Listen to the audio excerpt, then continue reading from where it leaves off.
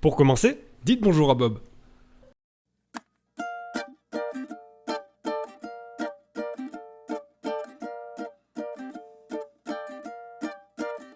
Hello dear.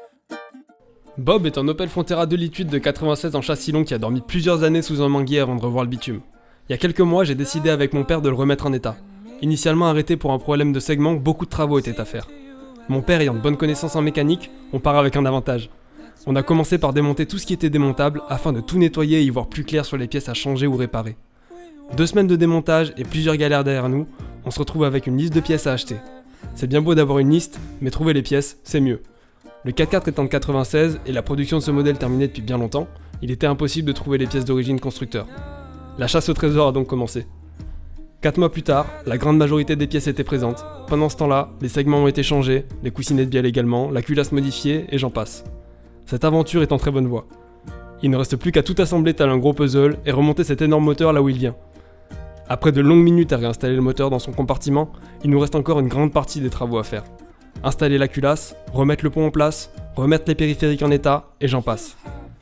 Après plusieurs semaines, tout a l'air d'être à sa place et en état de fonctionnement. Place au moment de vérité. Le premier démarrage. Il y a du gasoil, les niveaux ont été faits, les filtres changés, la pompe amorcée, la batterie prête à envoyer le jus. Prêt à mettre le premier coup de clé ? Rien ne se passe. Peut-être le temps d'amorcer le moteur. Drôle de situation, la pompe haute pression qui est censée distribuer le carburant au moteur a été révisée par un professionnel, les 4 injecteurs ont été changés, le carburant arrive bien à la pompe basse pression. C'est tout bête. Une poire d'amorçage qui était là pour remplacer l'ancienne pompe basse pression défectueuse était juste montée dans le mauvais sens. Donc pas de carburant qui arrive jusqu'au moteur. Après cette petite erreur corrigée, un coup de clé et c'est parti.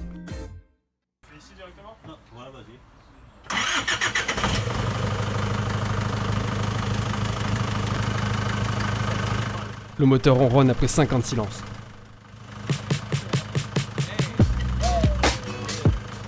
Un peu d'émotion prend le dessus. Puis la réalité revient. Injecteur mal serré, fuite dans la direction et un émetteur d'embrayage qui doit être changé.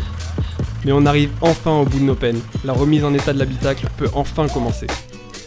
Quelques mois plus tard, le 4x4 est prêt à rouler, le plus gros des travaux est fait et il ne reste plus que l'aménagement de confort à mettre en place. Et c'est ainsi que je vous présente Bob. Contrôle technique ok, prêt à rouler, comme au premier jour. Maybe you should come with me. You just play your song and I'll accompany. Always know the greatest things in life are free. So I invested my money in your company.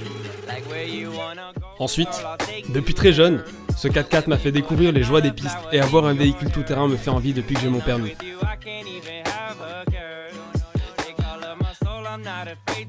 Et depuis le confinement de 2020, l'envie d'indépendance et de parcourir le monde de manière autonome avec un véhicule aménagé m'anime. Aujourd'hui, le but est d'aménager mon véhicule afin de pouvoir commencer à découvrir mon île autrement et demain qui sait, peut-être partir à l'assaut des continents.